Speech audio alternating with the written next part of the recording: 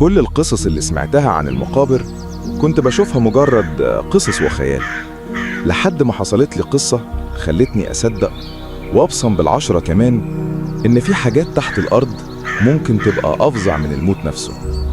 أنا تسوقي فلاح غلبان، عندي قيراطين أرض بزرعهم، بس ما بيكفوش العيال عيش حاف، ولازم أشوف مصدر تاني أجيب منه فلوس، وما لقيتش غير مقابر البلد وشغال فيها بقالي زمان.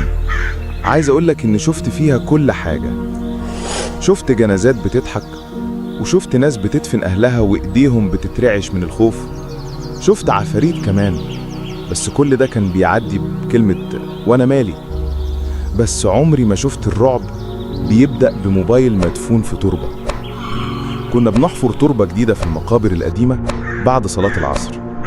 الجو كان تقيل وخانق، والشمس كانت ضاربة في دماغنا، والتراب ناشف ومتشقق كأن التربة مش عايزة تتفتح تاني. وأنا بنزل بالفاس في الأرض فجأة حسيت بخبطة غريبة كأنها حاجة معدن. طلعت الفاس بسرعة، لقيت حاجة صلبة، نظفت منه التراب وطلع موبايل متغطي بطبقة طين ناشف، بس الغريب مش مكسور. ضغطت على الزر ولقيته بيشتغل. فتحته وكان فيه فيديو واحد بس. اللي كان معايا عبد الله صاحبي قال لي شغله، ده أكيد آخر حاجة عملها اللي كان مدفون هنا. ضغطت تشغيل، ويا ريتني ما عملت كده، لأن دي كانت بداية الكارثة. اللي شفته في الفيديو كان مرعب. كان عبارة عن وش شاب ظهر فجأة لابس أبيض متوسخ بالتراب، ده كفن، وعينيه فيها نظرة ميت مرتاحش.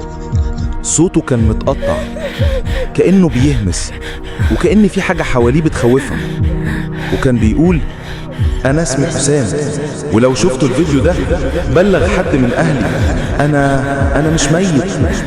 الناس سكتت، وشي اتجمد. إزاي يعني مش ميت؟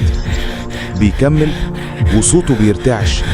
أنا اتدفنت وأنا عايش، كنت شايف الكفن وسمعت صوت الحفار والناس وهي بتبكي، بس ما قدرتش اتحرك، كأن جسمي كله اتجمد فجأة. أطرافي سقعت كأنها اتغرزت في تلج، ونفسي اتحبس في صدري، ومخي بيصرخ لكن لساني مش راضي ينطق، مشلول تماما، والرعب ماسكني من كل اتجاه، ولساني مربوط. كلهم افتكروني ميت، لكن أنا كنت صاحي وبصرخ جوايا. بس اللي جه بعد كده كان أفظع. سكت ودموعه نزلت. في حاجة كانت مدفونة هنا قبلي، حاجة مش بشرية. كل يوم كانت بتقرب أكتر، كنت بسمع صوتها بتعد عليا الأيام، 1 2 3. وفي اليوم الرابع همست لي وقالت لي دورك جه. الصورة بدأت تهتز، والضوء قل، والموبايل طلع صوت خربشة. وشه قرب للكاميرا وقال أنا مش لوحدي هنا، أنا شايفكم واحد واحد، وكل اللي بيشوف الفيديو بيتسجل في الصف. أيوة يا حبيبي، الطابور المرعب، واللي بيقف فيه وبيتفرج على الفيديو بيجي عليه الدور. قفلت الفيديو على طول. الناس اللي حواليا كانوا اتجمدوا. عبد الله وقع الفاس على الأرض وقال لي اكسر الموبايل الشؤم ده. كنت همسكه، بس قبل ما المسه الموبايل طلع صوت تاني، لسه فاضلك 1. رجليا تقلت وقلبي بيدق بسرعة. رجعت البيت، بس اللي حصل ما خلانيش أعرف أنام.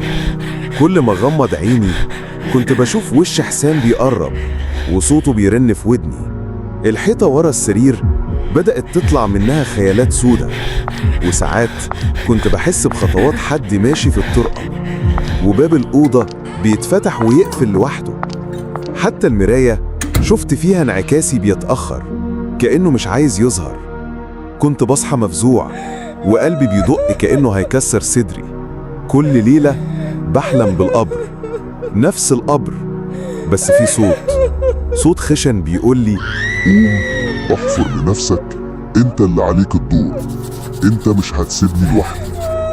بدأت تجيلي رسائل واتساب من رقم مش مسجل، كلها فاضية، بس آخر واحدة كانت 3 كلمات: أنا وراك دايما.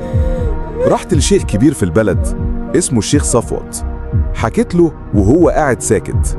لما خلص قال لي: القبر اللي حفرته في حاجة مربوطة هناك بعمل قديم، وحسام غالبا كان معمول له العمل ده واتحبس بين الحياة والموت، وكل اللي يشوف الفيديو بيتربط بنفس الدايرة.